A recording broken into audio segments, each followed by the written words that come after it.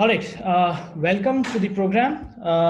It's a faculty development program on blockchain technology, but we have designed it in a way that it should help equally because we are starting from the very basics.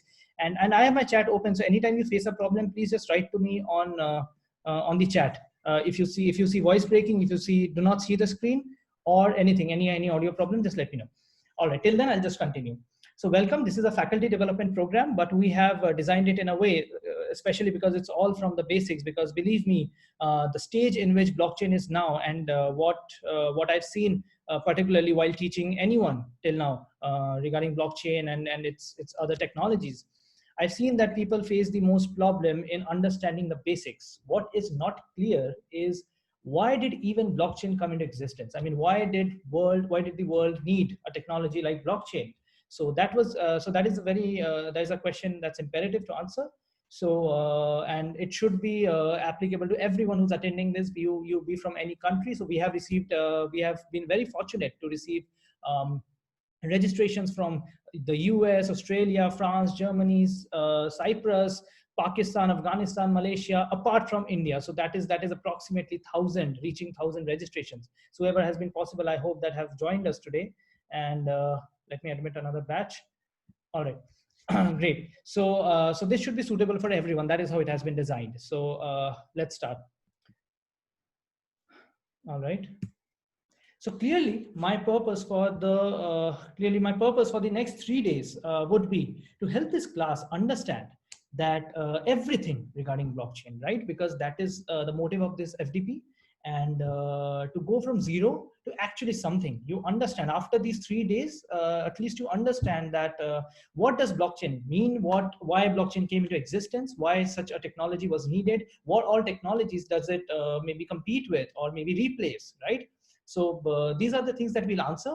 And then sometimes in the between, we'll definitely go a bit hands-on. So people who are not very technical, we'll make sure that we start from very basic. So even if you have just a computer in front of you, and we'll be sharing the prerequisites for tomorrow after this class today. So you can download some of that stuff directly before the class. And we'll make sure that it's easy enough so that you can catch up, right? And great. So that would be the purpose. And ultimately, what one piece of data that is very important that we'll be taking a look at is that a very small percentage of IT engineers in India today, especially Indian numbers, I have on my tips, but I don't know. I don't have the world numbers on my tips, but for Indian numbers, I am very confident that a very low percentage of IT engineers right now have any kind of blockchain development skills, right? So right.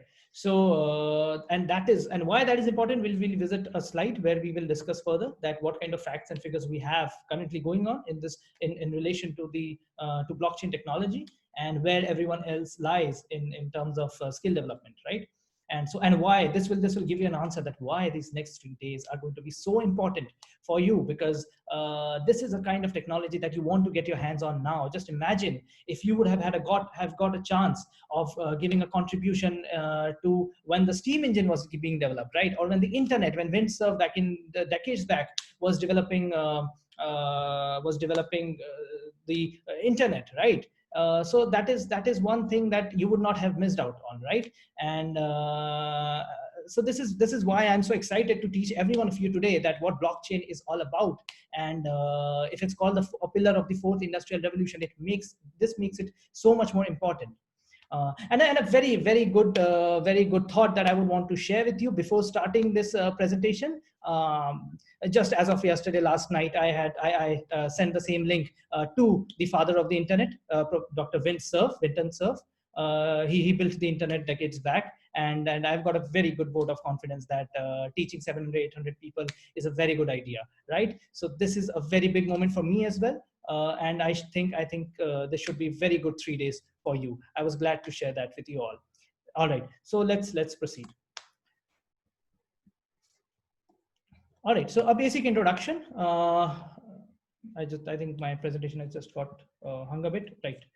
So a basic introduction, I am the co-founder of a blockchain-based startup, Whrll, and we are this will be very quick, we are into facilitating the loans against warehouse receipts for farmers, and we are increasing their incomes by 25 to 30% by doing this. And we are also saving on the, at the same time, we are also saving millions in frauds for the banks who are our main customers, right? Prior to this, I was at policybazaar.com, and I've been an author, I've been a speaker, and mostly that. So, and I've been an advisor to some blockchain courses. The certified blockchain course by IB Council is a very famous course across 145 countries that I've advised.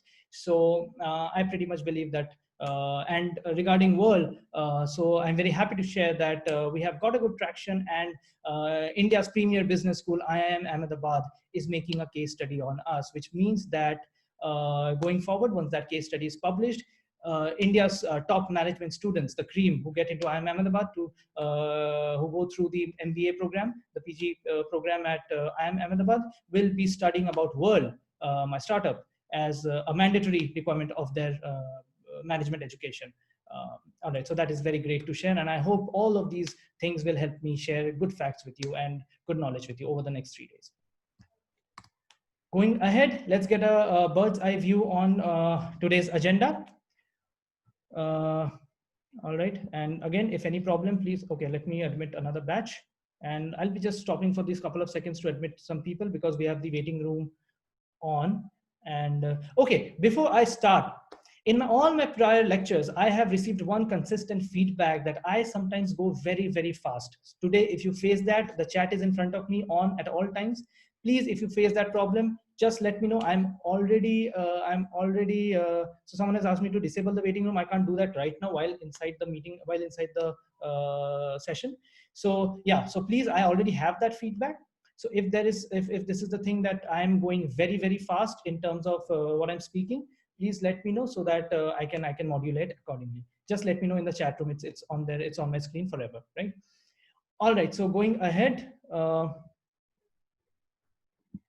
Today's bird's eye view. First, we'll take a look at, as I've already told, why blockchain. The main question, because what people have usually faced a problem with is that people are unaware that why such a technology came into place, why decentralization came into place, right? So that is something we'll take a look at.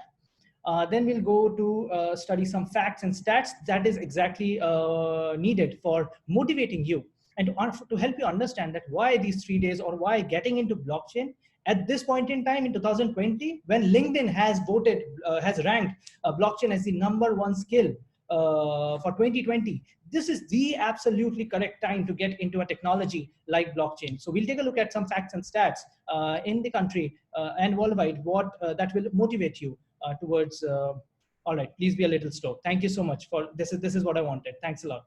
I'm very sorry to go fast till now. All right, so we'll take some facts, take a look at some facts, and we'll see that what all, where we lie as a country, and as IT engineers, as IT educators, as IT students, and that should give you a pretty good idea that what kind of future is there and what kind of demand is there, right? Then we'll move on to the actual curriculum for today, which is going to be basic concepts to help you get started, which will mean that we'll take a look at decentralization, we take a look at generations of blockchain, we take a look at arriving at a distributed, like arriving at a consensus in a distributed system, right? Right. Okay, just let me admit on. Yeah. So that is something that we'll take a look at, and we'll take a look at a couple of use cases as well if time permits. Otherwise, we'll skip it for tomorrow.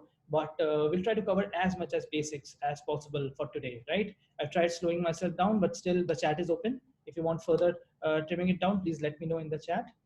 And towards the end, the addendum will show us that what we need to do to be prepared for tomorrow, because tomorrow is a bit of a different kind of a session, as we might be, if not a lot of basic concepts are remaining from today. We will be most probably taking a look at very basic. Believe me, if you're not an IT person and are joining this session, you will love that as well, because we'll start to take it. It's not tomorrow that we'll start coding, we'll start creating a blockchain from scratch, or we'll start coding or writing smart contracts or things like that. We'll start taking a look at hands-on, on screen, we'll start taking a look at even things that maybe how public a blockchain is and how can we do that. So if it's public, we can see it, right? We can see it on the internet, available on the internet, right? So we'll get into that. So that is not something for which you have to be a computer science or IT graduate, right? You can be very well get into all of those concepts and practical sessions as well. I would really love that if you can join tomorrow as well. Mostly tomorrow, end of day, last hour tomorrow, and day 3, as I can imagine, would be a bit of computer science and all such concepts that we'll see on terminal directly. But apart from that, I believe that you love the you will love the technicals that we share, right? All right. So that is it. And okay, a list of prerequisites will be shared. Okay. So since this is a long program, and what I do with my usually with my lectures and other students is that I create a dashboard where every kind of information is present, right? About the course, anything extra that you need to read. I come across good and very good quality educational material every now and then. So that is a dashboard which is I maintain. So I can just continue to put add a bookmark there, and you can just take a look anytime you want. It's free, it's completely public, and it's open. It's a Notion board. You can have access to it. I'll give you the link. And that is where we'll share the prerequisites for tomorrow. We might be sharing a quiz as well after this session that could be emailed by the university and as well as put on the dashboard that I'm talking about. And all kinds of instructions and everything goes on that dashboard. And it's a very, I try to make it a treasure trove of whatever you're studying and what can actually help you, right? So and I request anyone that if I've left the annotation feature on, please do not annotate on my screen, then it will kill the purpose, right? So thank you so much for removing it. So all right, let me just join. Yeah. So that's where we are, and that dashboard should please stop annotating if you're doing it because these red marks in the center of my screen will be really problematic for me. But anyways, we'll move ahead. So all right, great. So and thank you everyone to tell me that I'm fine now, like it's better now, right? And how can I close this annotation now? I have to close it. Just a second. Yeah, okay, I've cleared everything.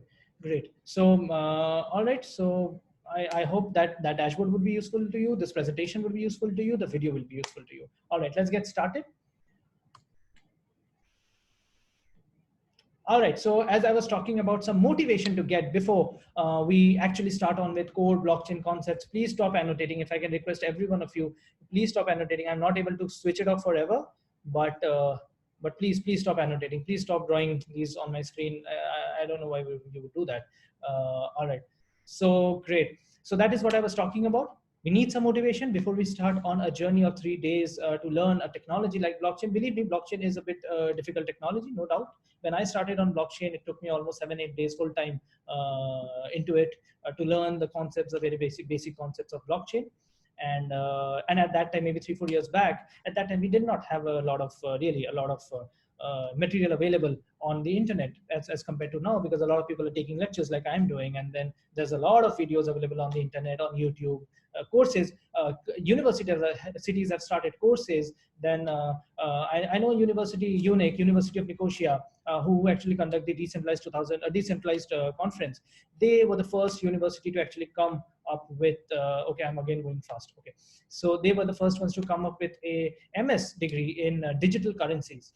And believe me, one of the best minds teach there. They have written books, they have published a lot, they have done great work. So universities have come out with a good number of courses, and even Amity University, which I'm an alum of, they have also come out with a lot of good courses on blockchain technology, decentralized ledger technologies, and all. You can check them out. There's a lots of resources, free, paid, all available there. And but let's get motivated, because by taking a look at some facts and figures and where we stand as IT engineers, right? As I was talking. If someone of you has missed it, this recording will be available, because I see that people are joining late. So if you have missed anything, this recording would be made available. Otherwise, we have not started any basic concepts yet. So let's get ahead, and let's prepare ourselves for 3 days, 6 hours of critical course content. So I would really request every one of you, everyone who's there, and that's 300 people right now. So I would request every one of you to please, before we start, take a very good look on this slide particularly. This is where you can see that 1 in 400 IT engineers are having any kinds of blockchain skills. And if you can see the diagram, I really spent a lot of time in creating this diagram by making those red and gray figures. That's it. If you consider this as the entire IT engineer population, which is approximately in India, it's about 20 lakhs, right? Hardly 0.25% of that population is having any kind of blockchain skills. So that is the red part that you can see there, and that is barely anything. 0.25% does not mean anything, right? It's hardly anything. If it would have even been 25%, even that would have been a very bad number. Because see, if you're talking about, for example, IT engineers in the country, and if you ask them that how many of the 20 lakh IT engineers know a technology like front end development, that would be more than 60-70%, right? Because a lot of people have worked on full stack and back end along with front end. Even 50-60% is still a good number. 25% bad number. 0.25% that further down the line, right? So this is not something I think that is a very good reflection of where we are currently as a country. This is Indian numbers, and but yeah, this is pretty much the same situation with the entire world, because it has just been 11 years that the technology has been there. If we compare this with maybe artificial intelligence, cloud computing, or even quantum computing. Quantum computing, even that has not arrived yet, right? Even it has taken decades to come to the position where Google and other IBM and others are still innovating on that front, right? AI and ML, today we have a lot of libraries available. I started out as off as a junior data scientist. I saw some libraries; they were good to use. They have further innovated a lot of Tesseract, TensorFlow, and all of those libraries are available now in AI, ML, and in data science particularly. That help engineers, and that's why we have seen a great influx of engineers, new engineers who know who have started knowing about data science and machine learning and all. But and that number has grown. But clearly 0.25% in the entire country of IT engineers is very concerning number for the country. But you can definitely imagine that it's a very brilliant number if you're talking about or thinking about a career, building a career in this particular technology. And you know that this has future, right? LinkedIn is voting it as #1 skill of the year. Governments are taking it up. China has already started a POC with 4 different cities on a central bank digital currency. Sometime back there was a rumor that India is trying to do something with a currency called Lakshmi. That was pretty much fake, but yeah, so governments have come up with these things as well. So this is going to take mainstream adoption, and once that happens, anyone who has been in the game from beginning is going to benefit a lot. Just imagine if you can just increase this person from 2.25% from 50. That's a beautiful increase, right? And great. So all right, so this is where, so those red people are the ones who have no idea, who are the ones who know about blockchain, have some blockchain skills. The gray ones that you see are the people who are at least in a financial domain. They are IT engineers, but they are at least in the financial domain. So for people in financial domain, we have witnessed that it's a tad bit easier to come into a technology like blockchain. Otherwise, and anyone else, it has pretty much been a very difficult effort. As I've seen in my time in teaching, been in the industry, hiring blockchain engineers. So this is the case. So those are at least on the borderline to get into blockchain skills, and everyone else that you see on the map are the remaining people out of 20 lakhs IT engineers who are far away from blockchain. So anyone who wants to just get up in the morning one day and wants to just learn blockchain for a week, believe me, you will get ahead of a lot of people in such a competitive country. Just even learning blockchain for a week will just push you so ahead you cannot imagine. Believe me. So I think this slide was very important. This is the condition of our country in terms of numbers of blockchain skilled people, pretty much comparative to the world as well. And so I think that this should inspire you for the next 3 days, and especially for today, for being there for the next maybe 1.5 hours or so, right? Let's move on. So yeah, as I was talking about, this is the case for 2020's #1 skill. And sadly, whatever of 2020 is left after all this pandemic and all of that, and then cyclone and then earthquake every day coming in the northern part of India. I don't know what's happening, but whatever is left, and till the time you're still at home, if you are, I am. So you can utilize a lot of your time in learning something like blockchain. And believe me, this is going to pay you off. These 2.5, 3 months of lockdown in the country have helped myself a lot in getting ahead in terms of the business that I run, in terms of the blockchain education, because everything is related to blockchain in my life at the moment, right? So, so yeah, so please be inspired. If you're finding it even remotely interesting, please get into this technology, which is currently the number one in, let me admit some more, which is currently the number one in the year for the skills ranking. And just for your reference, the cloud and artificial intelligence skills are currently number 2 and number 4, as ranked by LinkedIn, of course. The same ranking is what I'm talking about, right? So let's get started. All right, so what's at stake? Another fact, another figure, just to give you, and especially people here who are looking for getting into blockchain commercially and want to take a job there and want to develop yourself into a blockchain engineer or a blockchain developer. Salaries for ready to be deployed techies with blockchain experience are at least twice. That's not written here because this sentence was given by, I think, the MD of Randstad India. Yeah. And so he has said that with blockchain experience are twice that of a techie without blockchain. Hi Harish, if voice cracks up frequently, but believe me, after the cyclone, the networks have been pretty bad here. I was lucky enough to come on my broadband connection just now. Otherwise, we wouldn't have even able to continue with that. So please just bear with it. But if it just stops at all, please let me know in the chat. Just let me know.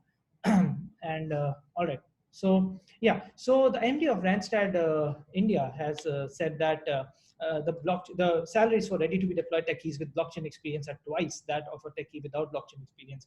Believe me, I would love to add here, it is at least twice. Personal anecdote, I've seen salaries, we have given salaries which are way higher than what engineers right out of college in normal engineering roles, normal IT based roles earn. We have given way more salaries than that for people with even remotely a remote existence of any kind of blockchain skills. Believe me. And a personal anecdote would be, even I, after got out of college, whatever job I was getting, when I switched to blockchain and when I tried getting into a blockchain organization, it was 2.5 times at least. So this is exactly right. And this was back a few years back. Today, this definitely would have grown further, right? Because the dearth is still continuing. The dearth in blockchain talent is still continuing, right? And any day average a salary of a blockchain developer in India ranges from INR 5 lakh to 30 lakhs per annum. That's in INR. Please convert into your respective currencies. And so that is where we are. That's what at stake, and this is what learning blockchain can give you if you are planning to get into this commercially. Let's go ahead. All right. So now we are starting with the concepts finally, and so as I said, the first thing that we would love to look at is the need for decentralization, right? Why decentralization came into picture? Why did the world need something like decentralization? And why things like cryptocurrencies and other blockchain networks have come up, other blockchain implementations have come up in such a good force that within 11 years, the technology has achieved such a good hold, right? All right, so I always start with a very classic blockchain example, a bank example per se. For example, just imagine that today I want to transfer $100. Since this is an international class, let's switch from INR anymore. And so I want to transfer $100 to someone, right? I tell my bank, it could be Axis Bank. I tell my bank, please deduct $100 from my account and credit that into person X's account, right? What bank does is takes out his ledger, writes it that minus $100 from Abhishek's account plus 100 into X's account, right? What happens if this part was done? Minus 100 from your account, from my account, was done, was written by Axis Bank or any bank, Bank Y, and it was very fairly and squarely written in its ledger. What happens if what happens if on the other way around, the addition, the credit of the same amount into my friend's account does not happen? What happens then? I have technically, I have even though RBI and all are there, but let's keep that aside. I technically don't have any means of checking out that where has the problem been. I mean, I transfer the money. What happened after that, right? But then we are talking about a situation when there's no RBI, or when maybe the bank refuses to say that yes, I did this, right? So what happens then? Because the bank's ledger is just confined to the to the bank, right? You have no access to the ledger. You have no way of knowing that whether the entire transaction was done successfully or not, right? And at the end, everything is just not transparent, right? But still, we are placing a lot of trust in such a centralized system. So this is what a centralized system is. Wherever you are putting a lot of trust on an entity which is centralized, I mean, that's a single entity who is controlling an entire business process, right? That is where you are putting immense faith in a centralized entity, right? That is what centralization is all about. So that is what people have been calling out. Everyone in the blockchain community have been calling out that they want to do away with this kind of a centralized system, right? Um, so that is what centralization is. And typically people who went for blockchain as a technology, who adopted blockchain as a technology, they were not for just for cryptocurrencies. They wanted a system that was decentralized. So we'll take a look at what decentralization is. So this is what decentralization is. When you are taking away the control from a central entity and putting it in a group of people, in a group of entities, that is all what decentralization is. What the word means, right? And decentralization is typically what the entire blockchain technology is built upon, nothing else. Believe me, to be very honest, this is the core technology, and this is what people have been a fan for, and this is the usability that people wanted, which is why blockchain gained such mainstream adoption till now. So what happens when so that bank example that we were taking, so what happens when we just what we do is we just clearly have faith on Axis Bank that my $100 will transfer to my friend, and then nothing happens. Another use case is that what happens if you transfer that $100, tomorrow morning you get up in the morning and Axis Bank's ledgers are destroyed. They are hacked, they are destroyed, anything can happen to a centralized ledger, right? What will you do? Typically, these banks have a lot of security protocols in place, but no security protocol is really that strong to keep a tab on any kind of security attack. Yeah, Pranav, the PPT is not advancing because that's it. I mean, that's please listen to me. Everything is not written down in pointers. PPT is not to help you read. That's what I am here for, right? So just take a look at the pointers and just listen to me, please, and I should be able to explain it to you. So that's it. I'll make sure that the PPT moves ahead when needed. So all right, so yeah, so so that's what where is it? The bank will not be able to do anything if there's a security breach, and all your records, whatever you were holding, whatever you were supposed to get from your bank or supposed to pay to your bank, or anything for that matter, right? It all gets washed away because of a major security hack that maybe the bank faces, right? So this is clearly a cause where centralized entities or centralized ledgers, particularly centralized ledgers, please note this term. This is typically where centralized ledgers are going to be very troublesome, right? You will have nothing to do. You will have nowhere to go. No one else, no other bank, no other entity has that has those records in place, right? So that's essentially why decentralization came into picture, and typically this is so what happens in decentralization. Let's move to the second point. This is what decentralization is. What happens in decentralization is that the same recording of all the transactions that happen with ledgers kept with multiple entities across a network. So it could be all of us, all of the participants. We have 293 participants here right now. All of us could be the nodes. We'll come to these concepts later. All of us could be nodes on a blockchain network, on a distributed network. and we all can be volunteering or can be active in keeping a record of the transactions, then what will happen is that every one of us will have that ledger, and once a transaction happens, we will write it down. That is what decentralization is, and this thing, as we will see, is pretty much secure, is very secure, and is almost unhackable. Nothing in the world is unhackable, but still theoretically it has been proven that blockchain networks can be hacked. But to be very honest, that's just theory. I mean, there are a lot of attacks that can take place in a blockchain network, but don't necessarily do, because of the ingrained technological advancement and the cryptography and everything that goes behind the securing transactions that are put on a blockchain network, right? We'll see that. We'll see how blockchain works, right? All right, let's get ahead. All right, so as we just learned, that the grave issues of a centralized world was that you do not have complete control over your data, what data is going. So we took an example of a bank where we were talking about a financial use case, right? What happens when you are putting complete trust in an entity like Facebook?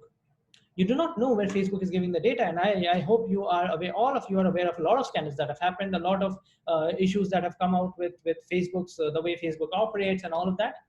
And so pretty much, so so pretty much that is where, yeah, exactly, Cambridge Analytica, someone wrote in the chat, a lot of things have happened and you do not know whether that actually happened or not.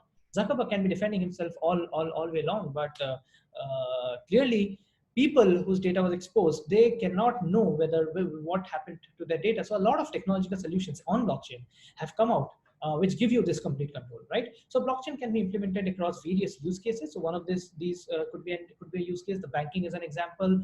Farmers, giving loans to farmers is an example. All of these use cases, some of which we'll take a look at today, tomorrow maybe, and where blockchain can be very efficiently used, right? So that is where you do not have a complete control over your data in centralized systems. You can trust a single entity which can any day go rogue, right? With any morning, just Axis Bank says that I have nothing to do with your money. I've forgotten everything that you've paid to me, or whatever, right? And especially where centralization is a problem is that you are in a sector that is filled with collusion, corruption, and all of that. And we are in a sector, world is in a sector where we have seen back in 2014, there was a scandal, Chinese scandal, all of it starts from China, Chinese scandal called Qingdao scandal. It was millions and millions of dollars at stake. Banks like Citibank, they lost a lot because multiple receipts were generated, and I mean multiple loans were taken on the same piece of receipt. I mean, it's just like putting on same house for collateral as a collateral across two different banks. That's really fraud, right? And that is why our main customers are also banks, because we have seen that. Okay, go slow a bit. All right, again. So thank you so much. So exactly. So what happens is that banks are not able to understand that when a farmer or a trader is colluding, or is generating fake receipts, or is typically maybe colluding with the warehouse itself where you're depositing the grains, or taking the same receipt, going to two different banks. So for example, you deposited 1,000 kilograms of rice, took it to ICICI Bank, took a loan of maybe 5 lakh rupees. When that same receipt, took that same receipt and went to Axis Bank and again took a loan of 5 lakh rupees. Both the banks are thinking that I have 1,000 kilograms of rice in that warehouse as a collateral, but it's not. Either of the banks would only have control over that, right? And would typically be ICICI Bank, because that is the one who issued the loan first, right? So, so typically, all right. So typically, thank you so much. The speed is totally okay. All right. So please stop annotating again. Yeah. So typically that's a very good use case, and even financial sectors have seen the most usage of blockchain technology till now. But every other field, construction technology, supply chain management, even human resources, everything, all of these things can actually witness a lot of betterment just with the implementation of blockchain as a technology. Just give me a moment, please. Oh. Yeah, so just a second, please. All right. So, so that is where a centralized world, a centralized entity creates a lot of problem, where you face collusion, where you face corruption, where you face fake receipts, where you face bribery, where you face all of these things where people tamper. Okay, a very good definition would be an area, a sector where people specifically have a lot of problems with. Yes, please stop annotating. Oh, thank you so much. Thanks a lot for doing this. Please don't do this. Please don't underline centralized world. I know what it means. Thank you so much. Please stop annotating. Really requesting everyone to please stop annotating. Right? I could mute everyone, but I cannot. I'm not able to stop annotations. Right? So thank you so much for not annotating anymore. And so yeah, so that is where so that was a very good definition that I was following up with. That what happens when you are in a sector where you're particularly facing a lot of frauds, where you're particularly facing people use cases where people tamper with the data, right? The people are tampering with the supply chain data, they are tampering with quality control data. So these are very, very heinous crimes, because if it's about a food chain and you are tampering with the quality control data, the consumer does not get to know what kind of food is he having. Just try to imagine what kind of grave issues, what kind of, just a second. Okay, so what kind of grave issues, just a second. All right. So yeah, so let's get ahead. So that is where a lot of problems can happen, and blockchain can definitely do a lot of benefits there. All right, let's get ahead.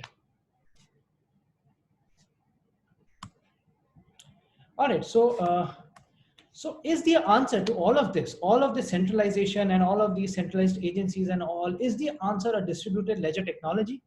Is it blockchain that we are talking about? A lot of it, yes.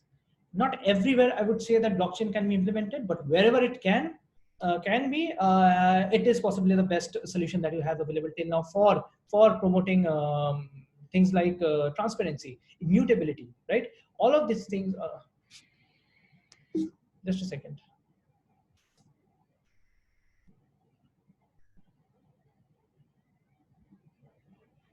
Yeah. All right. I'm very sorry. I have to just admit people. In meanwhile, for tomorrow, I'll just switch off this waiting room concept. Yeah.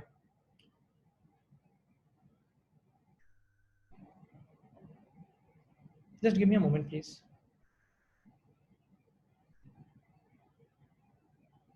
Oh, okay. All right.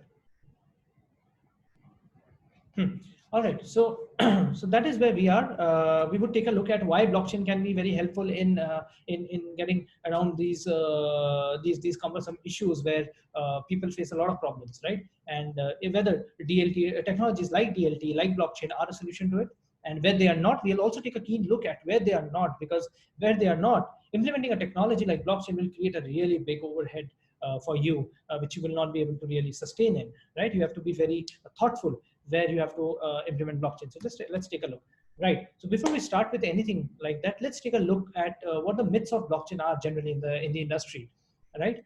Um, the myth one, the first myth is that blockchain is cryptocurrency. Cryptocurrency is blockchain. They are one and the same thing, right?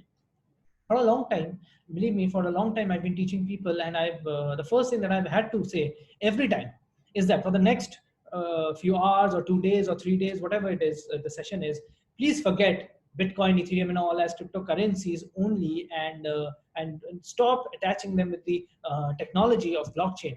They are two different things, right? How they are similar, that is what we'll take a look at, but they do not mean one and the same thing, right? So please, I'm requesting every one of you to forget that blockchain means cryptocurrency. Blockchain, have you heard about blockchain? Yes, it's Bitcoin. No, I've heard this line so many times, everywhere, in lectures, online, on articles, everywhere. Blockchain, Bitcoin, not the same thing, right? So let's take a look. So the Bitcoin cryptocurrency was the first implementation of the blockchain technology. That's where we got blockchain, right? To be very honest, 2009 was when blockchain was born, and the first implementation was Bitcoin cryptocurrency. And that is why, since the time 2015, 16, 17, since the time when Bitcoin has started to become very, very famous, that is when people have started hearing about it. People have started to know about blockchain as Bitcoin, and Bitcoin as blockchain, right? So one and the same thing. No, it is one implementation of blockchain, right? And cryptocurrencies like Bitcoin, Ethereum, Dashcoin, Lisk, all of these, right? Monero, many of these you might have already heard, but to be very honest, one second. But to be very honest, these are completely different things. They are an implementation of blockchain, and plus we'll take a look at different generations of blockchain so that we can get a good idea of. Let me have a bit more people, so that we can get a good idea of what all things that we have when we are talking about cryptocurrencies, and what we have, and when we are talking about the core of blockchain technology. When we'll be doing hands-on, we might be taking a look at Ethereum. But the Ethereum blockchain, right? Yeah, it uses Ether as a cryptocurrency, but does not mean the same thing. When you are doing, so every activity on a blockchain definitely takes the form of takes the form of a token, which is the native currency of that particular system. But not every time it's a mode of currency. It's a payment system. Not every time. Blockchains which are used for payments are different. Definitely, that is one use case. But all right. Yeah, I understand. The thing is going on for Black Lives Matter, but let's please not annotate in the presentation. I have to stop this. All right, so great. So that was one myth. The other myth is that blockchain can become everything, as I was telling you. So this is a very important point. Someone just came up to me and said that I'm planning to implement a blockchain network on my movie streaming service, right? I'm planning to build a movie streaming service, a very short, a small network movie streaming service with few movies and all, maybe few videos. I want to do it on blockchain. Why will you want to do it on blockchain? You have to understand the basic characteristics of blockchain, whether those basic characteristics of blockchain can help your so so it says that my internet connection is unstable. Please just check if I'm totally lost, if I'm totally gone, just let me know in the chat. And I'll go slow as well. So essentially, when we are taking a look at things like the guy was telling me that I want to put up the entire movie distribution channel on blockchain. So unless you understand that what the core features are of blockchain and how they can help you or your solution or your product, like when we are building Whrll, when we are building the system that facilitates loans to farmers, not everything is on blockchain. No, even the farmers especially are not on blockchain because they have nothing to do with being on blockchain, right? And we have nothing to do with farmers being on blockchain. So why spend the extra overhead on bringing things and entities and stakeholders on blockchain who have nothing to do with blockchain? So that is a very good example. What will you do by putting up so for example, if you're putting up your to-do app on the blockchain, why? Your to-do app is totally confined to yourselves. You are never going to defraud yourselves in your to-do app, right? I mean, that's idiotic. So why would you do that? So why would you do that? So bringing such things on the blockchain does not make sense, right? So so definitely it's probably a waste of time, waste of resources, waste of money, everything. So we'll take a very keen look at what all implementations blockchain can have, what are the characteristics of blockchain, and then you'll be on your own to make sure every time, whenever you're thinking of implementing blockchain technology into any kind of network, system, application, program, anything, please make sure that that program will be able to make good use of blockchain technology's core characteristics of immutability, anonymity, transparency, all of these or not. If not, probably your answer is that do not implement blockchain, right? It is going to be a very wasteful endeavor for you. This is a very important thing because I've seen especially after my lectures, a lot of people are like, blockchain as a technology is great. I'm planning to build my 4th year project in blockchain, using blockchain. What are you trying to build?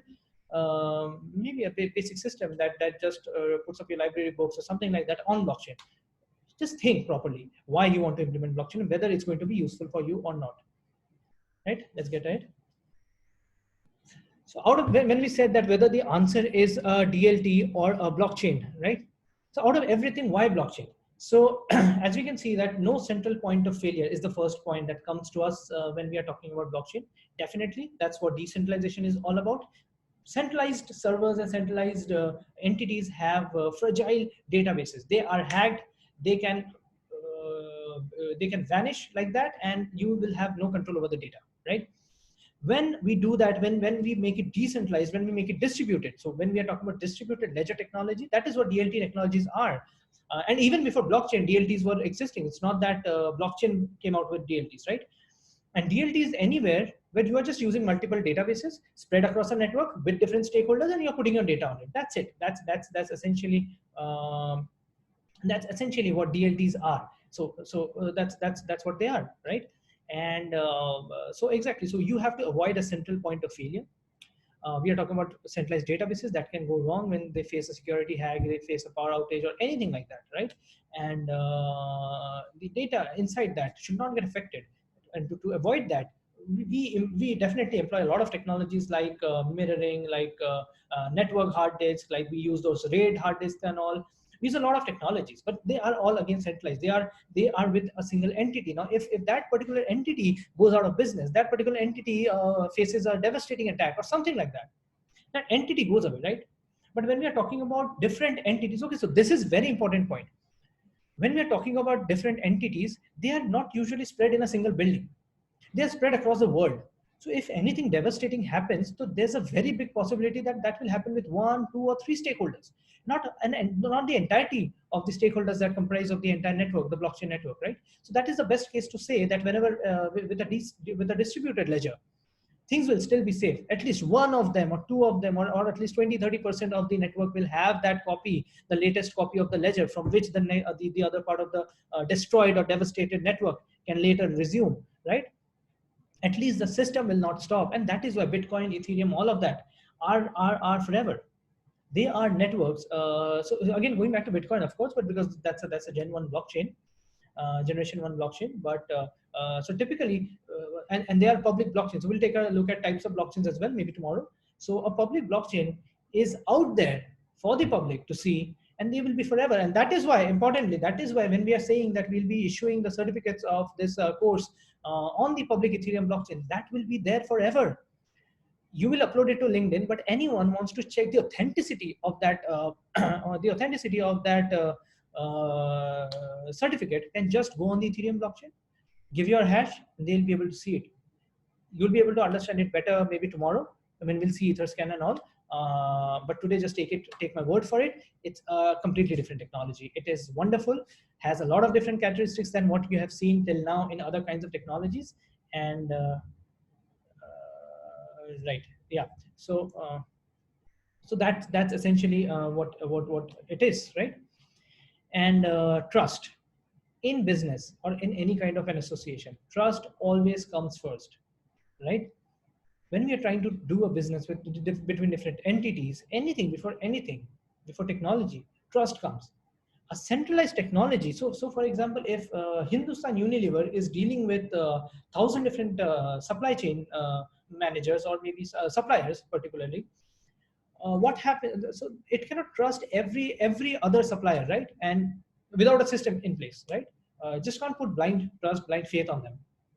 So and even before a technological implementation, trust comes in between, because unless the brand does not trust its suppliers, the brand will not trust itself to give great quality products to the customer, to the end user, right? You will not get great quality biscuits, you will not get great quality noodles, right?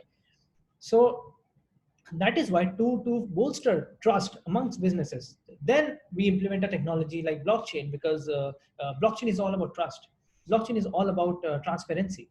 Blockchain is all about immutability. Hindustan Unilever would know that when one thing would be recorded, and if after 2 months after that, if some consumer faces a problem, the supplier will not be able to change a piece of data which dates 2 months back. You cannot change data on a blockchain. So we'll take a look at the characteristics of blockchain, but you definitely have known by now that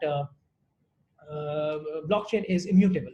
What it means is that you cannot change anything on the blockchain network. Once it goes, it will be there forever. If your certificate goes wrong on the blockchain, it will be there forever. We'll have to issue you a new certificate. So when you'll be providing your details, please make sure you provide all your details particularly correct, because we will not be able to do that. We will not be able to provide you 2 certificates. But so sorry for digressing, but this is a use case for this particular session, right? So make sure that you provide your good details so that it goes on the Ethereum blockchain once and it goes correctly, right? So so that's it essentially. And so that's where blockchain again comes, because wherever trust comes in, right? So we have a question, why only 55% node required to show the trust to approve the transaction? Why not more than 55% or less than 55%? Taranpreet Singh, thank you for this question. We will come to this. And yeah, exactly. Deepak Sharma has corrected it to 51%. We have a very famous attack, and that attack is actually called the 51% attack. I have covered that in my book as well in great detail. I love that attack because it's completely theoretical. A couple of blockchain networks, I guess, have faced that attack, but they were they were smaller networks typically. Something like Bitcoin, the Bitcoin network, the Ethereum network, they cannot. They are. It's very rare that they will ever face a 51% attack. Why? We'll see to it later. We'll definitely have some PPT, some slide definitely on that. And so yeah, so we'll come to that why 51% of trust is needed, right? All right. So the another thing would be that of course one characteristic is, as we discussed, immutable and unhackable, hack-proof, right? Scams, scandals, all of these things that happen in the centralized world cannot happen here because everything is out in the open. You do a scam with any piece of data, everyone else will know that no, you have done a scam because that data was not what you are representing. Because the same piece of data has been recorded with maybe 21,000 different nodes who are showing that what that data originally was, and you are showing a different data. That's too easy to call the guy out. That's too easy to call the maligned node out, right? So that is why it's so hack proof. And no, that is not why it's hack proof. We'll see that why it is hack proof, right? Someone has asked that, can everyone see the details of all the transaction in a public blockchain? Now, that's a very good question. I don't think I've put anonymity here. Okay, the next slide is about anonymity. Let's go to the next slide, and then let's discuss this. So a very good question at a very appropriate time. That was the next slide. Blockchain is public, especially public blockchains that we're talking about. It is public, but anonymous. It is transparent, but anonymous. I am pretty much sure that you have not come across any centralized technology which share both these traits, right? Because if you are talking about transparency, how can it be anonymous, right? Because everything is visible, right? Everything is out there in the open, right? What happens, especially in a public blockchain, is that details of the transaction are visible. That's why it's transparent, and that's why people can put trust. That's why one core characteristic is trust when we are talking about blockchain. But but on the other hand, when we are talking about anonymity, even on a public blockchain, private, permission, any the different types of blockchain we'll take a look at, and we'll take a look at some examples as well. Any kind of blockchain, you cannot know who exactly is doing the transaction. You'll have a hash. You will have a public key that shows that this public key transferred 10 bitcoins to this public key. You will never get to know that who is behind those public keys. So for example, if currently I'm paying you via Paytm, right? My number 8527, my number would come up to you, right? And then you'll just put it up in Truecaller. You'll maybe you can just search it up anywhere, and you'll get that it belongs to me. You'll get the name. You search a blockchain public key, a Bitcoin public key, or anywhere on the blockchain explorer, on the internet, on a Truecaller, anywhere, you will not get to know that who that particular wallet belongs to. So we'll take a look at wallets and all, what they are. We'll take a look at cryptocurrencies and all as well, definitely, because we cannot leave without that. But certainly, so that is all that is visible. It's public because you are able to see everything. You are able to see that when the transaction happened, how much currency was transferred in that, or what was the transaction exactly. So later on in the class, these are all intertwined concepts. So that's why when I talk about this happening, that happening, and then which wallet, which coin, which hash and all, we'll see to this. So some words might not be clear at the beginning, but it definitely will be after you're through with the course, right? So so the wallets of the users are visible. Which wallets is the transaction? When was the transaction? When did the transaction happen? What was transferred? What did the smart contract run? Right? What data was transmitted? What currency was transferred? If currency was transferred, and so everything is visible. Who did the transaction is not visible. You can never know that Abhishek sent 10 bitcoins to my friend, right? You cannot know that. My wallet address, which is 30, 40, 36, 40 character long Ethereum address or a Bitcoin address, that will be visible. You cannot make anything out of that, right? And exactly, and the private key to that public key is with me, so I can log in into my into a wallet, and I can see how many bitcoins I have. But on the other hand, you can never know that that particular wallet, which has 10 bitcoins, you'll even get to know that my wallet has 10 bitcoins. but you will never get to know that I am the owner of the wallet. So that's essentially what being public, but also being anonymous means, right? So just would want to go back a bit here, and we were talking about immutability and hack proof. So hack proof, how does it become hack proof? Blockchain came up with a concept that anything that goes into a blockchain network becomes a part of a particular block, which is in a blockchain network, which is in a part of a blockchain. You will not be able to change anything once that is on the network, right? Why does this happen, and why can't you not change anything more that once goes on the blockchain? And this is a very, very, very important concept. This is what you will imply whenever you would want to implement blockchain as a technological solution to anything. So please listen to it very carefully. We have implemented blockchain in our warehouse receipts because of this one characteristic. You cannot go back and you cannot change those 1000 kilograms of rice to 2000 kilograms of rice, because that is the only thing that does not happen. But if the Maharashtra Warehouse Corporation printed out a paper receipt, printed out a paper receipt, just before printing, it's on your centralized database. It's MongoDB. It is SAP, the SAP system. You can really go about tampering with the data, right? It's very easy. So that is why we brought blockchain into this particular use case, and it's doing really well. It's helping the government, it's helping the banks, and it's helping the farmers as well, right? So right. So great. So that's where hack proof nature of blockchain comes, because when one transaction is put into the blockchain, a lot of work goes on it. Someone who wants to go back and change that record would have to do more work than what was put on it, and that is not possible, because first of all, we'll see especially in mechanisms where a consensus mechanism is proof of work. We'll see what kind of work goes behind actually finding the solution before which you can put a block into the blockchain, right? So when that happens, it's very important that we understand that going back and spending all those resources, all those computing power, and all that money into changing something that happened 2 blocks back, or even the last block, is very, very, very, very, very, very, very difficult, because this is very important. Please make a good note of it. This is why people use blockchain, and this is why people has so someone has asked that what if someone has input a wrong transaction and wants to correct it later? You cannot. That is the whole thing. You cannot. What you will do is, so for example, we'll take a look at smart contracts, the technological advancement called smart contracts. What you have to, so if you put a incorrect smart contract, what you have to do is you have to go and you have to deploy a new smart contract, and in your app you have to refer to that smart contract instead of the previous contract. But that contract is there.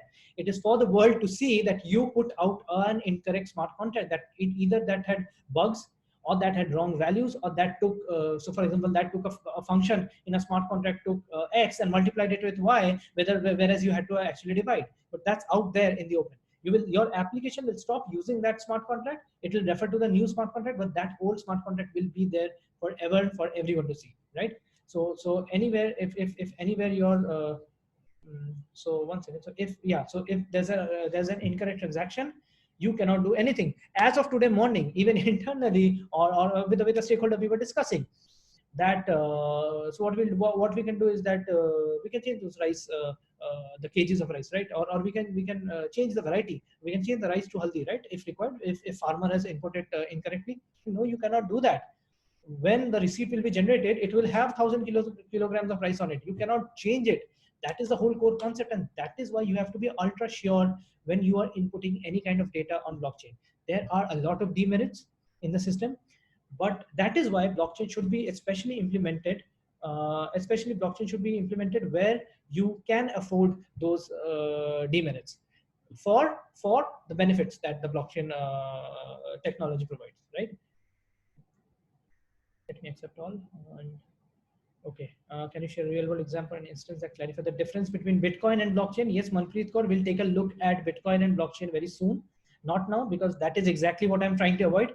I'm trying to really avoid discussing Bitcoin before we know the core concepts of blockchain. Otherwise, people who know Bitcoin is equal blockchain till now will continue to know that. So allow me to get back to it later, right? Okay, sure. So great. All right, so I'll go slow. I think I've again paced up, and So that is where the hack-proof nature comes. A lot of work goes in getting a blockchain, a block into the blockchain. And yes, Bitcoin is an application, it's an implementation of blockchain, right? So, let's proceed. Those are the few characteristics. There's no central point of failure. There's trust in the system. Where trust is lacking, wherever centralized systems you have a lack of trust, blockchain is your key. Blockchain is your answer. And wherever you find that you need the concepts of immutability, systems being unhackable, transparency, anonymity, right, on the same time being public, that is exactly when you want blockchain to be used, right? We'll see at different types of blockchains where even banks have used blockchains, but they cannot put their data in the open. In fact, we are not using a public blockchain. We are still using blockchain. So we'll take a look at what kinds of blockchains we have, and what kind of entities want to use which kinds of blockchain. So that would be a very good learning to be done, right? And right, all right. So let's get ahead. So we've already seen this. All right. Before moving on, do you have any questions, particularly because now we are getting a bit into the further basic concepts? And all right. So someone says that can somebody awake one of us sleeping with camera on? I cannot see your cameras. Please, if you have someone, please do the needful. And can you tell the security flaws in blockchain? We'll come to that. Actually, that's a very good topic, and that's a very long topic.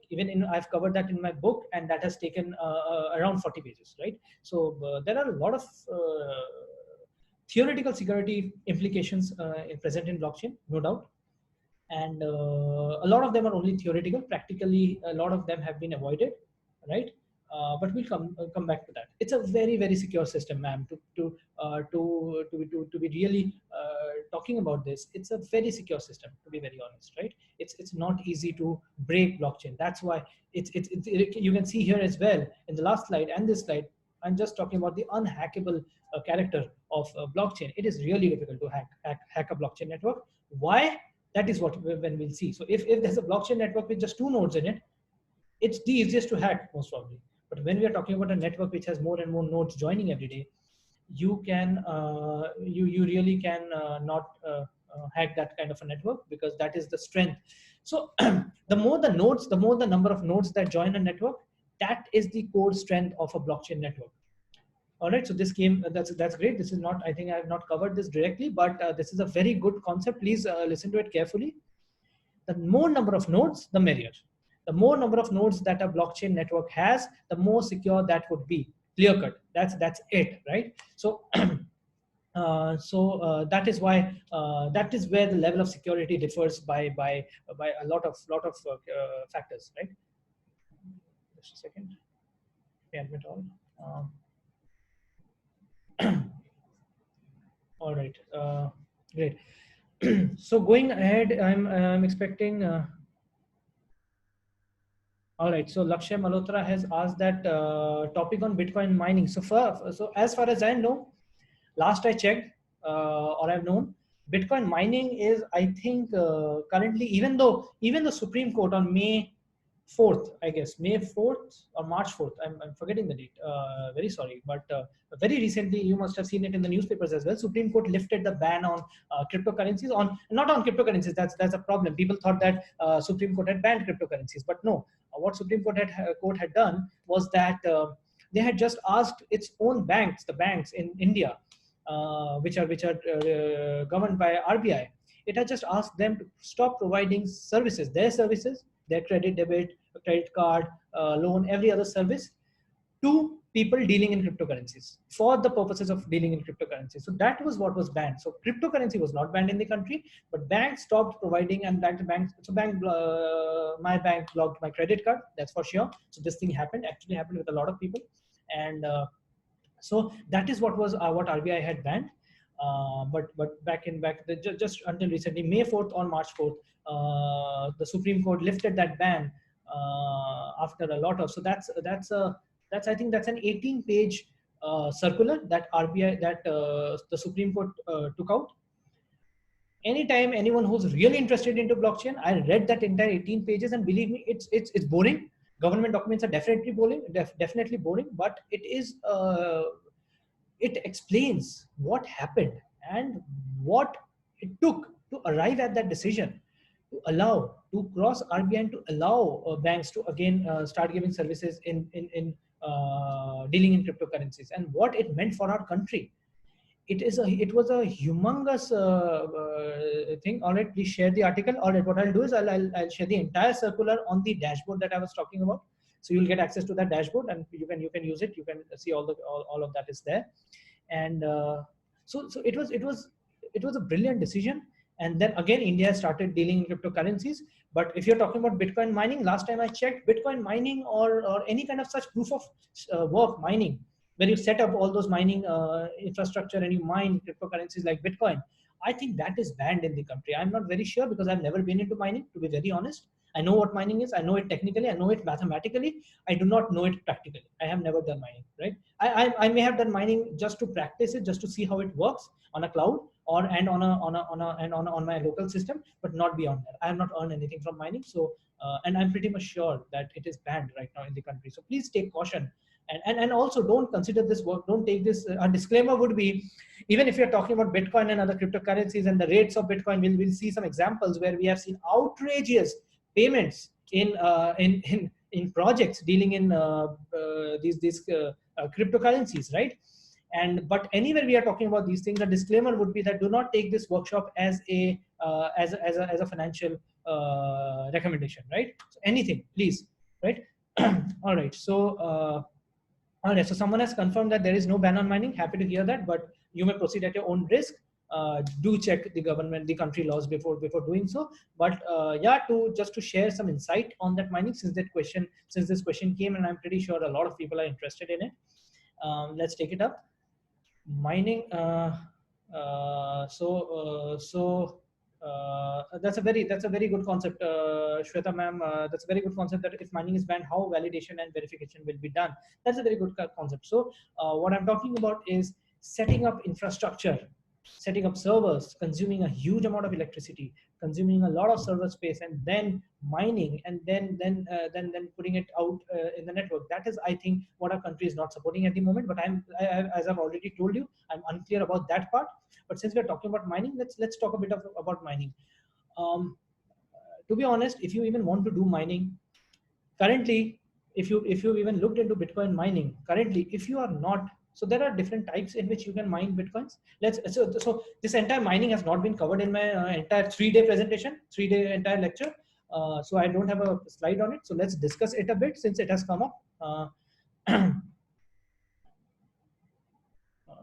All right. All right. So let's take a look at that. There are a lot of ways which you can with which you can mine Bitcoins. The first thing would be to try your own local computer, or your laptop, your computer, your desktop.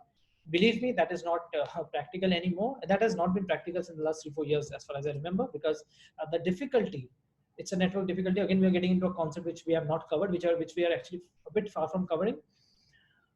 We get into a problem where the difficulty of that network, the difficulty you'll face, or the number of calculations you'll require to arrive at the solution, which is called mining, right? I'm trying to jump concept because we have not discussed these concepts yet. We have not discussed nonce, we have not discussed anything till now, right? Difficulty, transaction hash, everything, nothing. So, but the difficulty is so high right now in the Bitcoin network that your local systems are just not capable of. So someone has asked me, can you? All right, so. I think a lot of people have pointed it out that something has to be done. So give me 1 minute, and let me check. 1 second.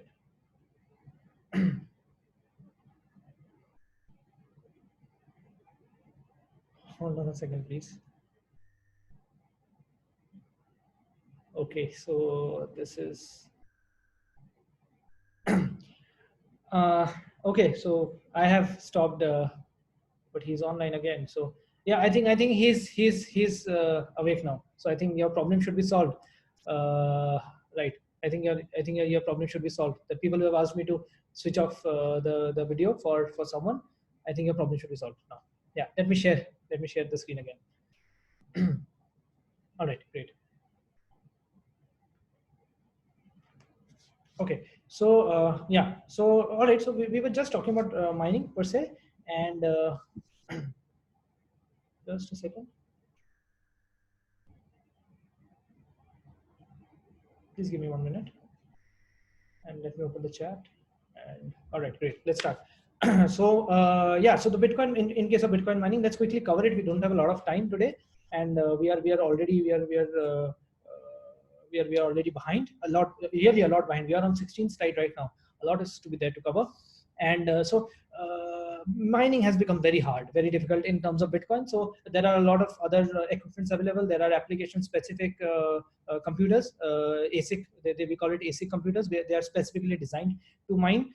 Then there are GPUs, GPU mining. You can do GPU mining, you can do CPU mining. A lot of things are there. So we won't cover that in detail. But if you're thinking of mining Bitcoin, please search on the internet once before going ahead. Right? I'm not sure about it at all. Right? And right.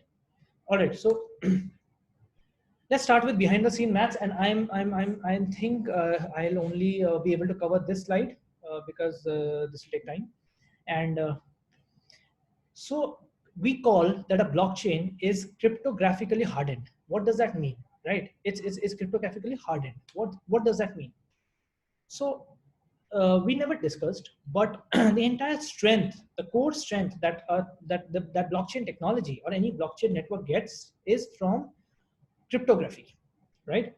And we have cryptography is a bit and see all of the attendees, most 90% in my registrations, 90% of the attendees are faculties and PhDs. So I'm pretty much sure that a lot of you already know about cryptography much more than I do, and you might have been teaching that for years now.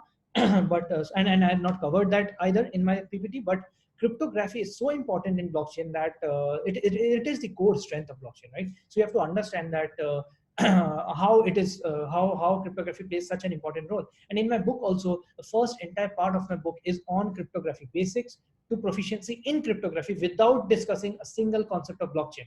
Blockchain starts from the second half of the book. So that is how cryptography, how much cryptography and crypto cybersecurity and all these concepts apart from blockchain are very are very important, right?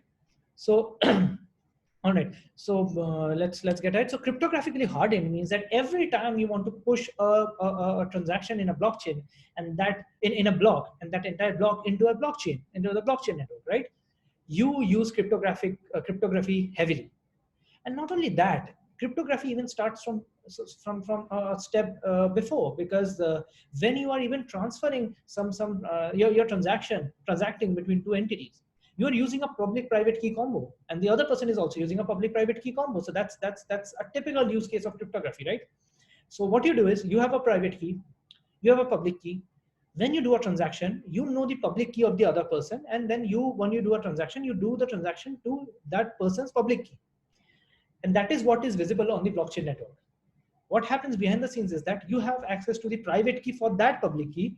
When you log in into a wallet, the wallet matches the private key with the public key. It actually just encrypts that entire data and sees that whether you are with this public key and the private key are a match, and then only the transaction is permitted, and then only you can log in. And every action you have to do this public private key matching. That is how yeah. So and that is how we will that is how exactly the blockchain network works, because it's totally dependent on cryptography. So this is where one cryptography is used. Going ahead going ahead, what happens is, when you are putting a block in the blockchain network, again the cryptography principles take place, and you are, for example, in a consensus mechanism like proof of work, all you are doing, all that every validator every node, every validating node, full node on the network of, for example, Bitcoin is a proof of work currency, blockchain. We'll see that. And everything that they are doing is essentially just solving a very difficult cryptographic problem. 15, 20 different people, or maybe 100 different people are solving that cryptographic problem at a time. whoever has more resources will be able to solve that. Obviously, whoever has, why it's obvious that, I'll tell you why it's obvious that whoever has more resources, will be able to actually get the answer the first. That is because when you're solving a cryptographic problem in the case of proof of work, you don't have the answer. The answer is what you have to find. You don't have to perform any mathematics to secure the block. All you are doing is you are showing that you are showing proof that you did the work to arrive at that solution.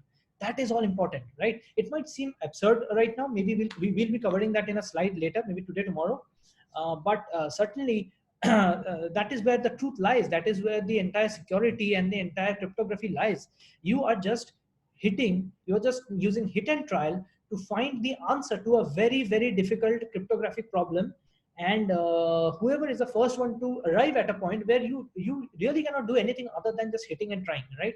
So hence the person who has is not everyone mute? All right, I've muted all and I have not allowed anyone else to unmute themselves. So I think it should be fine now.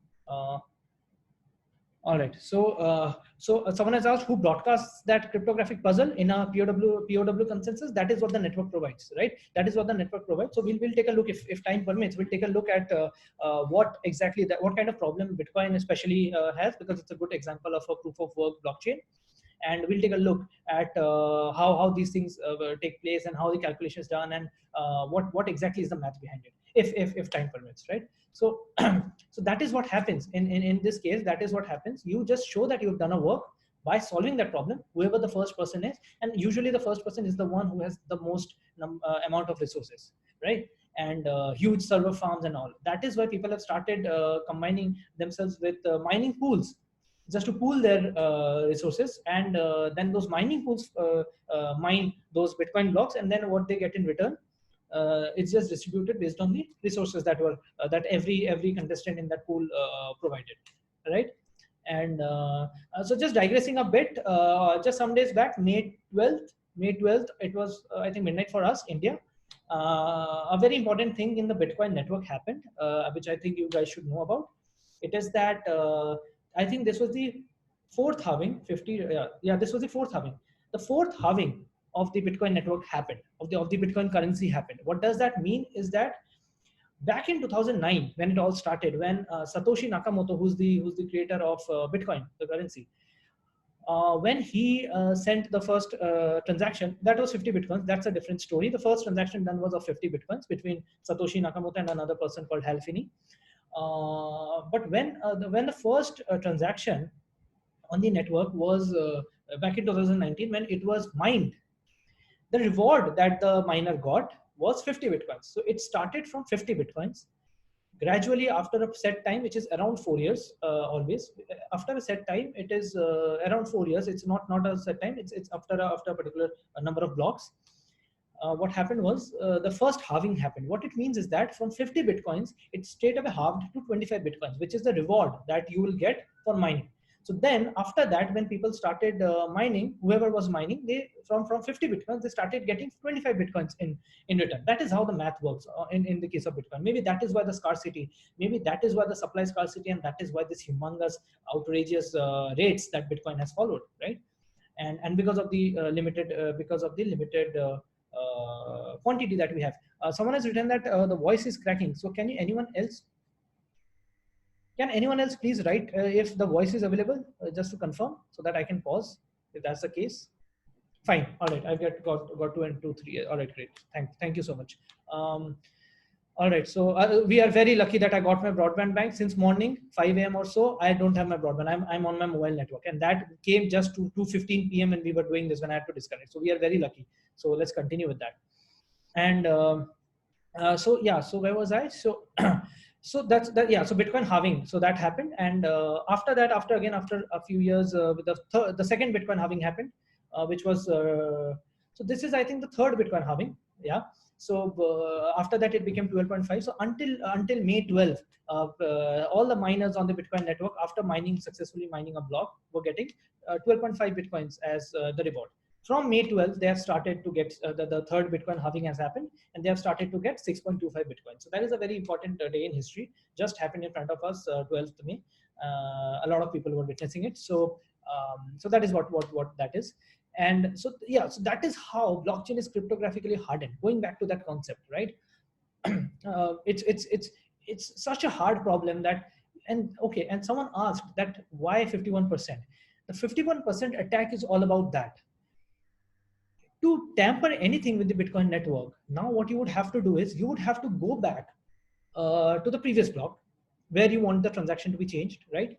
But to create that block, a huge amount of resources went. Now to edit anything in that block, what you will have to do is you will have to implement more resources, further more resources to get it broken, to get it to get it changed, and then of course you'll be able to change it, because that's the essence. If in proof of work, if you're having more resources, and if you can give those resources, you will be able to change. This will break the basic characteristic of blockchain being immutable. So this is a very, very, very important characteristic. If you guys are not paying attention, please pay attention to this one line. Or I'll be a little bit slow.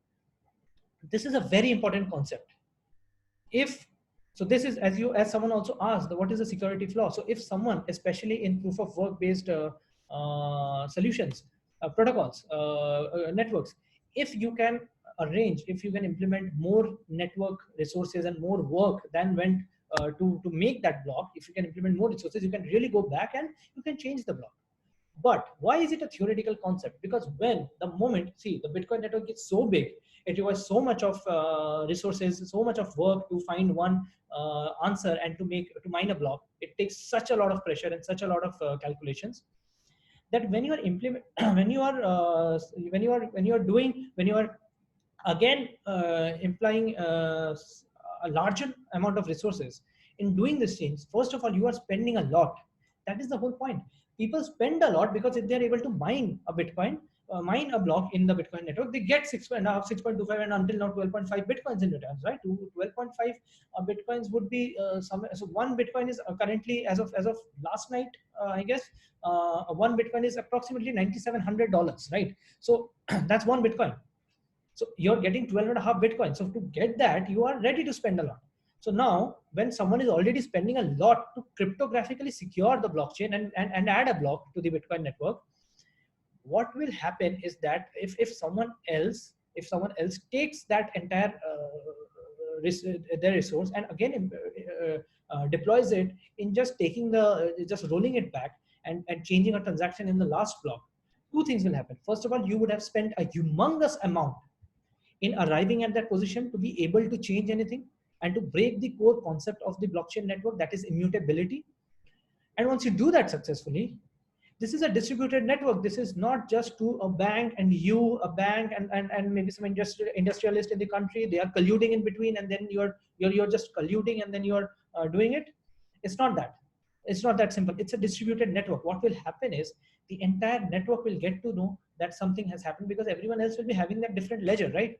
It is very easy in a blockchain network for everyone else to get to know that whether someone went maligned or not, right? So once that happens, the network, the blockchain network itself will lose its value. What people will do is people will poke it from there, and people will take a different network and will proceed with that network. So why will you even do it? First of all, you implemented an entire lot of resources, a lot of money in changing a transaction, and then the blockchain network lost its essence, and people forked it and went away with a different stream of the blockchain. You were left with nothing. So it is in the best interest of the node itself to not be maligned, to be honest, to be good, to be benign, right? So that is why the 51% attack is very theoretical, but is very impractical, because no one would want to do it, especially in a big network like Bitcoin, where it will be an idiotic thing to do, right? Clearly, you can understand, right? Someone has asked, to find my transaction, do I need to traverse entire ledger? Yes, of course. To find just, for example, just like if you want to find an entry in your MongoDB or in your relational database, you have to traverse the entire database, right? Now you don't have to do it manually, because what you do is you search in your Explorer for that particular entry. Similarly, we have a lot of explorers available for even public blockchains. You go to that explorer, you have to search your transaction. To search your transaction, you can either use your hash, you can use your block number. If you remember where the block it was, you can use all of these things so that with which you can search for your transaction, right? And right. So all right. So I think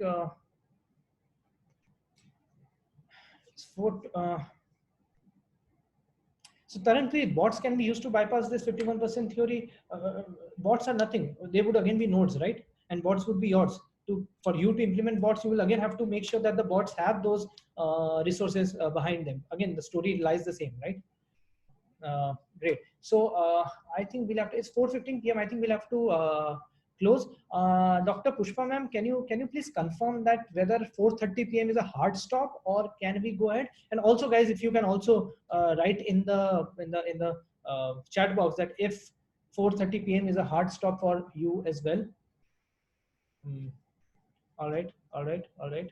You can write it publicly, please, and definitely. For people from France, it is fine to go ahead. Thank you for confirming that. All right, great. Now I just have to get a nod from my university that whether it is fine.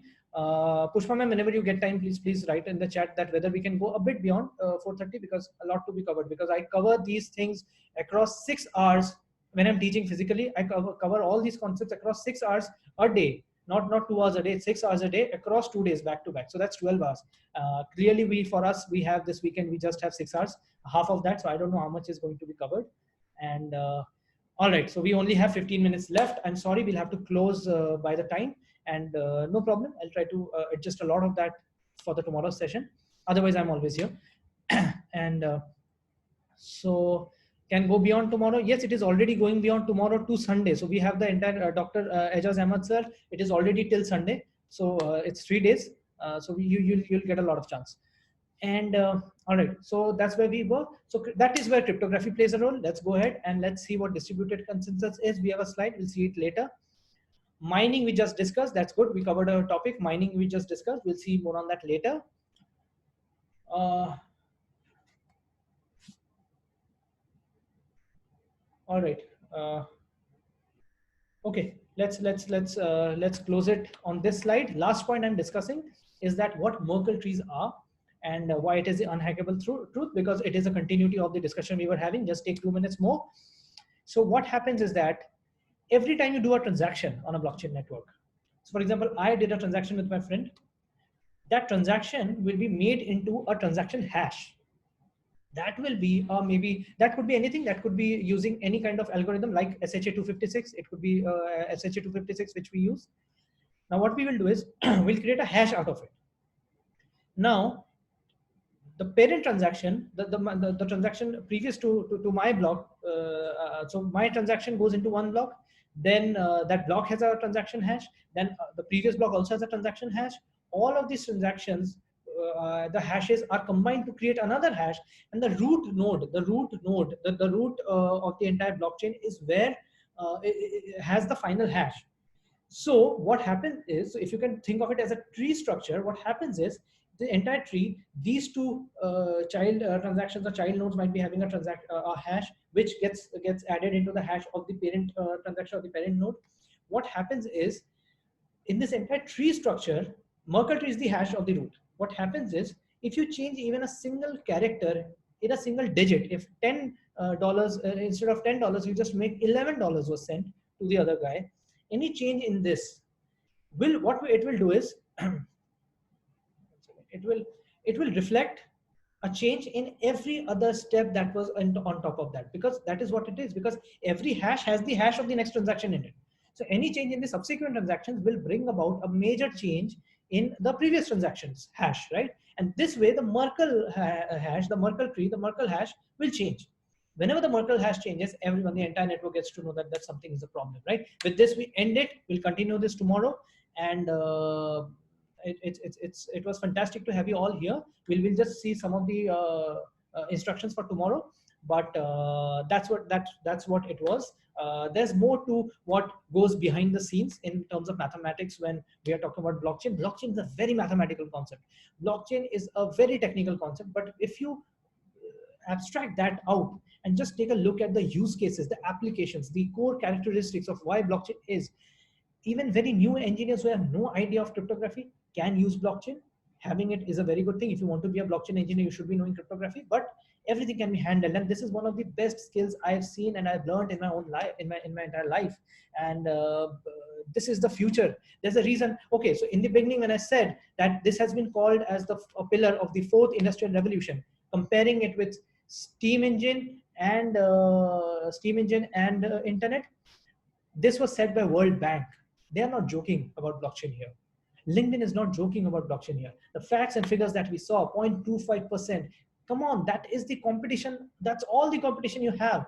I can tell you, if you start this weekend, by the very next weekend, you can become a blockchain engineer.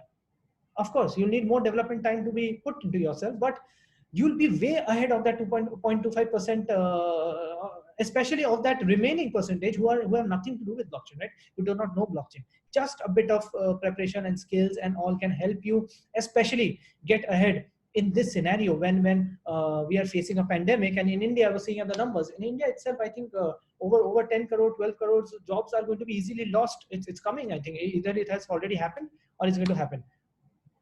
All right. Dr. Pushpa, ma'am, I think you're replying to me privately. So you'll have to change it to public before giving the link for attendance. And yeah. So let's take a look at the instruction. I'll have to exit my presentation because that is somewhere else.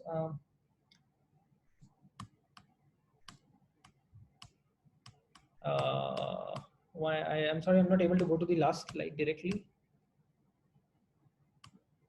So you can see we have a lot to cover. We have Bitcoin to cover. If you're interested particularly in Bitcoin, we have a lot to cover tomorrow. I wanted to cover these today. And this we celebrated Bitcoin Pizza Day just on May 22. So congratulations. But we'll see what it was tomorrow. And then we'll see a very brilliant example, a very cute example of kitties that broke the Ethereum network. That's for tomorrow. And we'll take a look at one of the most important concepts of smart contracts, dApps, and a lot of these things. Very good concepts coming up for tomorrow. We wanted this to happen today, but it's fine. All right. All right. So day one conclusion, prerequisites for day two.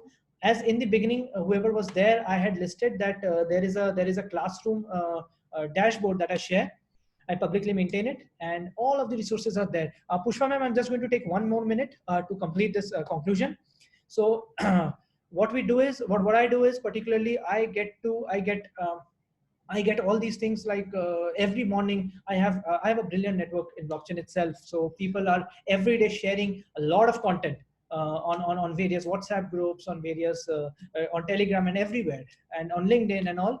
Whenever I find something groundbreaking and something really great happening that I want my students and everyone else I know to learn, what I do is I put it on this dashboard. It is very arranged, and you'll find all the information handy. And you can comment there. Please do not comment any kind of spam, because that's not what it is for. That's not for marketing. There's also a WhatsApp group. There's a lot of material available there. Don't spam on the board. Don't spam on the WhatsApp group. Anything you join, just use it for education, please. One of my co-authors is the principal consultant for blockchain for the government of India. He is already an author of 7 other books, and he keeps on sharing great stuff, because Indian government is doing really great in blockchain right now internally. And I'll just copy and share this link 1 second. And so you'll find a lot of content there. I put all these there in the WhatsApp group on the dashboard, and anything else, prerequisites, everything will be there. I'll just try to copy this. Before that, I'll also copy one more thing that is truly very, very, very important for me. Please guys, if you're there, this very next slide, this is probably the most important slide for me. It is actually an anonymous and a very super short feedback. Just takes you 10 seconds, because you can just rate it and give your comments if you want to. That's not mandatory. Please submit this. I would love if all those 253 participants I can see here, I take very close look at the feedback. If you please give feedback on this even today, you might be seeing a lot of changes in tomorrow's lecture itself. So it will take you really 10 seconds. I mean it. So I'm copying these 2 lectures. Let me just try to do that.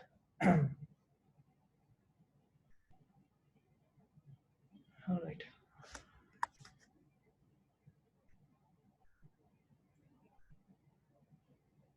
Pushpa, just 1 second. I'm just copying this, and then you can take over. I'll see. I think I have to unmute you. Yeah, I'm just sharing. I'm just sharing. Yes.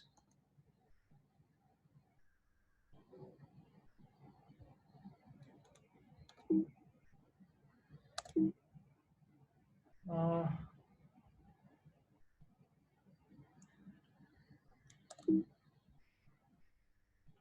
I don't know why I'm not able to paste here. And okay, I'll just write it.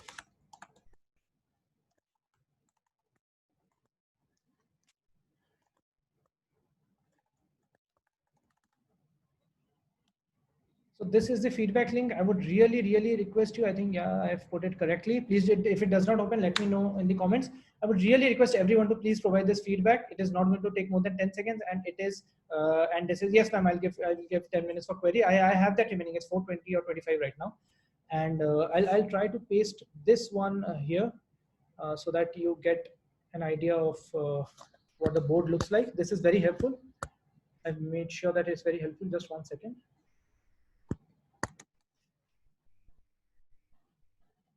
Yeah, dashboard link I'm giving. 1 second, just 1 second. Yeah, here it is. So the feedback link, the dashboard link will be public forever, because after all the lectures I take, I put content here itself. So even content for prior lectures should be there available soon as well. And thank you very much. Thanks for joining us even 1 week later. We had to cancel it because of a devastating cyclone, and today we were also devastated with a network. But thank you for bearing with me. Any feedback, please provide there. I'll make sure I incorporate them before I get on the call tomorrow. And I really hope to see every one of you turn up tomorrow. We have a lot in, and this is not the entire PPT. This was day one's PPT. This was day one's presentation. Day two, day three are completely different, and they are not red colored. They are in a different color scheme. I would love for every one of you to be there. Okay, so Pushpa ma'am, I'll just take questions now. And thank you for your great comments. Thanks a lot. Please put your questions, if any. If you don't want to put here, if there's lack of time, you can put it in the group, in the on the dashboard, anywhere, right? Great. Oh, okay, 1 second, ma'am. I'll unmute you. I'll try to unmute you. Ma'am, I've asked to unmute you. You might have to unmute yourself now. Can you please check whether you're able to do? Yeah.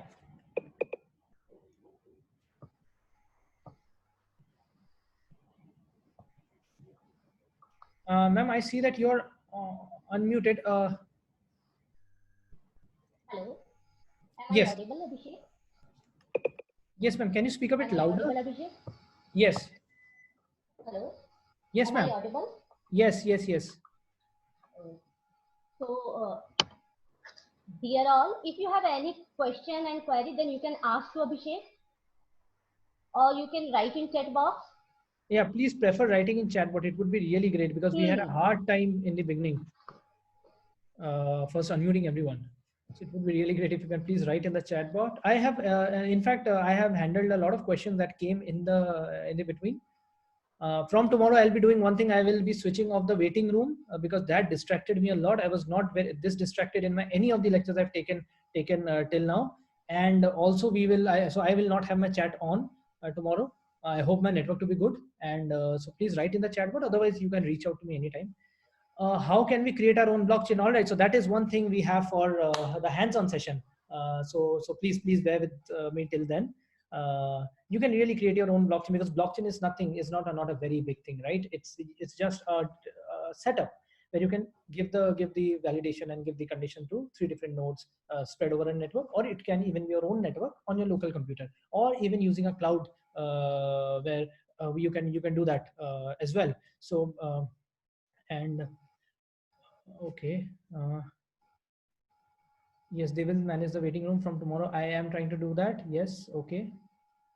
One thing I forgot saying is that we got a US based partner, which is odem.io, who are responsible for giving us this great opportunity to share certificates on the public Ethereum blockchain. We could not take a look at Ethereum blockchain today. Otherwise, you would have understood very clearly what it means. That's made possible. And the Zoom also, this Zoom subscription with 1,000 participants was just brought today morning, because we were Okay, the internet connection is a bit unstable. We were expecting 500 participants, but then later we received about 900, 800 registrations across for 3 days. So ODEM from US have given us this opportunity.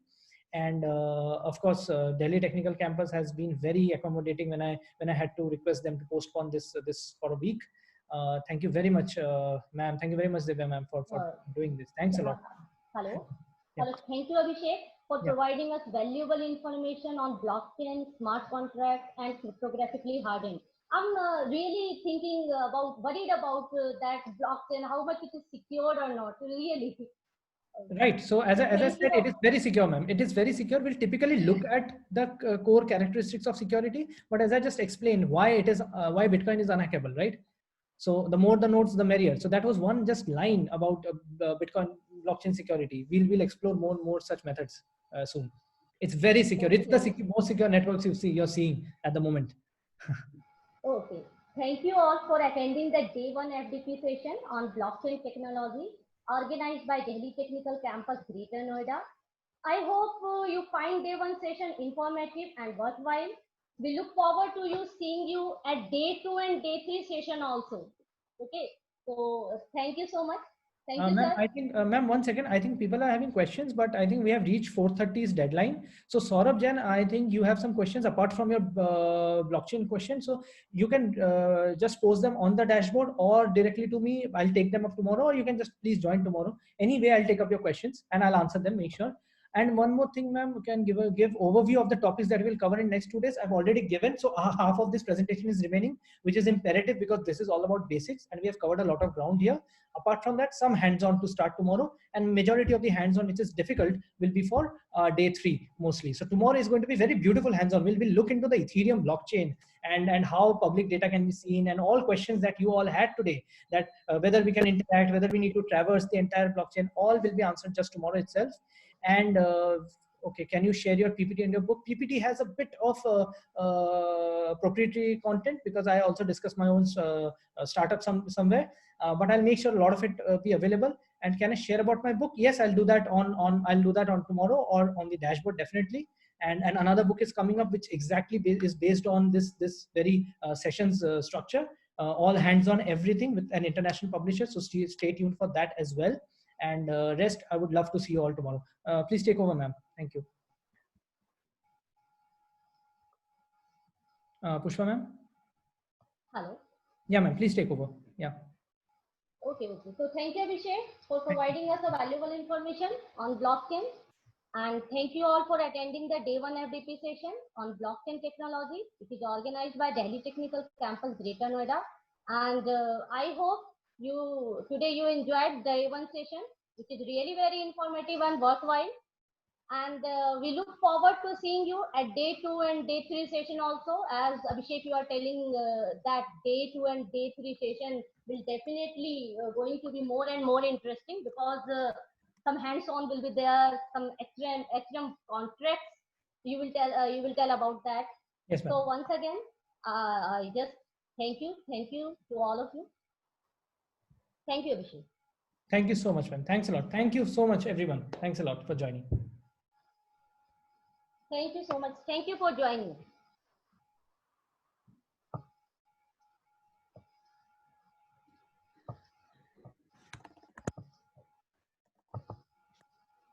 Hello, Abhishek. Yes, ma'am. I'm just someone has asked for the link. You just send them link, or you can also send, so we can email them, right? Study material. Yes. You can send all the PPTs, recording session, and study material, whatever you want to provide them. Yes. Just share with me so that I can mail them.